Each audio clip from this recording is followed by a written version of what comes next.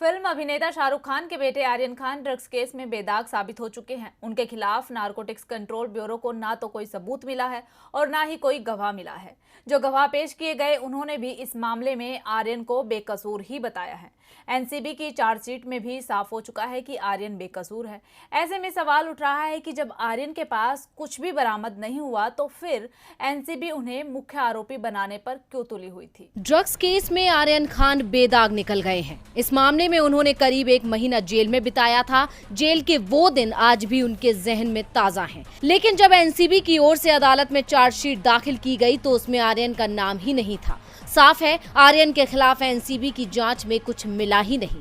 NCB के अधिकारी अब ये दावा कर रहे हैं कि ड्रग्स केस में आर्यन खान को फंसाने की कोशिश की गई थी और अब इस केस को कमजोर करने और आर्यन के खिलाफ साजिश रचने वालों की जांच शुरू करने के आदेश दे दिए गए हैं। यानी आर्यन को फंसाने की कोशिश करने वाले समीर वानखेड़े अब मुश्किल में दिख रहे हैं। दरअसल एनसीबी अधिकारी समीर वानखेड़े के नेतृत्व में ड्रग्स केस में छापेमारी की गई थी। बाद में मामला एनसीबी की स्पेशल इन्वेस्टिगेशन टीम एसआईटी को सौंप दिया गया था और एसआईटी ने अपनी इंटरनल रिपोर्ट में दावा किया है कि ऐसा लगता है कि जांच अधिकारी किसी भी तरह शाहरुख खान के बेटे आर्यन को ड्रग्स मामले में फंसाना चाहते थे। ये बेहद अजीब है कि आर्यन के पास एनसीबी को कोई ड्रग्स नहीं मिली, फिर भी इन्वेस्टिगेशन ऑफिसर ने आर्यन के फोन को आधिकारिक तौर पर जब्त किए बिना उनकी व्हाट्सएप चैट पढ़ी। अरबाज मर्चेंट ने भी एनसीबी को बताया था कि ड्रग्स से आर्यन का कोई लेना देना नहीं है। एनसीबी ने इस केस में शुरुआत में जिस तरह से काम किया उसमें कई खामियां थी। रिपोर्ट में ये भी बताया गया है कि आर्यन को ये पता था कि मर्चेंट ड्रग्स लेता है, इसलिए उसने मर्चेंट से कहा था कि एनसीबी काफी एक्टिव है, इसलिए पार्टी में किसी तरह की ड्रग्स लेके नहीं जाए। बता दें कि 2 अक्टूबर की रात एनसीबी ने मुंबई से गोवा जा रहे कार्डेलिया क्रूज पर छापा मारा था। एनसीबी ने इस मामले में ड्रग्स कारोबार को लेकर आर्यन खान के साथ मुनमुन धमेचा, अरबाज मर्चेंट सहित कई लोगों को हिरासत में लिया था। आर्यन और उनके साथियों को 28 अक्टूबर को जमानत मिली थी, लेकिन अदालत ने जमानत देते हुए कई शर्तें लगा दी थी। इस मामले की शुरुआती जांच एनसीबी अधिकारी समीर वानखेड़े के नेतृत्व में हुई थी, लेकिन वानखेड़े पर केस को लेकर कई आरोप लगाए गए थे। दावा किया गया था कि वानखेड़े ने पैसे के बदले कुछ गवाह तैयार किए। इसके बाद ये मामला एनसीबी की एसआईटी को सौंप दिया गया था। पुष्कर सिंह धामी एक बार फिर मुश्किलों में दिख रहे हैं। 1 महीने पहले ही उन्होंने उत्तराखंड के सीएम पद की कमान संभाली है और अब उनके हाथ से सीएम पद खिसकता दिख रहा है। उत्तराखंड में वैसे भी बीजेपी 1 साल में 3 सीएम बदलने का प्रयोग कर चुकी है और राजनीतिक हालात इशारा कर रहे हैं कि चौथी बार फिर बदलाव हो सकता है। ऐसे में अपनी कुर्सी बचाने के लिए पुष्कर सिंह धामी को योगी आदित्यनाथ की शरण में जाना पड़ रहा है। तो क्यों मुश्किल में दिख रहे हैं पुष्कर सिंह धामी, देखिए रिपोर्ट। चंपावत में विधानसभा उपचुनावों का शोर थमने वाला है। 31 मई को वोटिंग होनी है और इसके लिए कुछ ही घंटों बाद 29 मई की शाम को चुनाव प्रचार थम जाएगा। चुनाव प्रचार से पहले सभी उम्मीदवारों ने अपनी पूरी ताकत झोंक दी है। वैसे तो राज्य में 1 सीट की हार जीत से बीजेपी की सत्ता पर कोई फर्क नहीं पड़ेगा।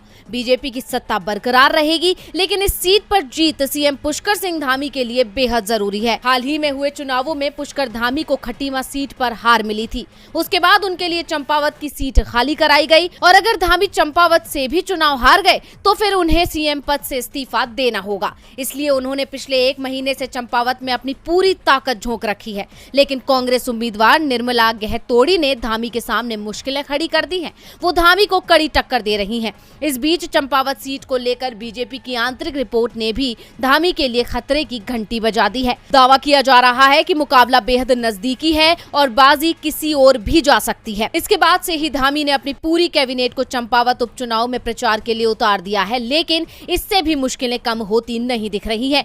इसके बाद उन्होंने यूपी के सीएम योगी आदित्यनाथ से मदद मांगी। यूपी में बीजेपी को दोबारा सत्ता में लाने के बाद योगी आदित्यनाथ का कद पार्टी में बढ़ गया है। योगी उत्तराखंड के ही रहने वाले हैं और उनकी हिंदुत्ववादी छवि का उत्तराखंड में असर भी दिखाई देता है। धामी की गुहार सुनकर योगी भी उत्तराखंड पहुंच गए और चंपावत में धामी के लिए रोड शो और रैली की। लेकिन योगी के रोड शो और रैली के बावजूद धामी मुश्किल में ही दिख रहे हैं। उत्तर प्रदेश में इन दिनों 10 जून को होने वाले राज्यसभा चुनाव के चलते हलचल तेज हो गई है। समर्थन जुटाने की कोशिश में पार्टियां जुटी हुई है। नामांकन का दौर जारी है। बीते दिनों सपा प्रमुख अखिलेश यादव ने पार्टी की ओर से 3 उम्मीदवारों के नाम का ऐलान किया था। और तीनों ने नामांकन भी जमा करा दिया था। राज्यसभा चुनाव में बीजेपी के हिस्से 7 सीटें जाना तय है।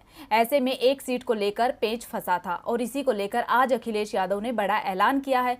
क्या कहा है अखिलेश यादव ने, देखिए रिपोर्ट।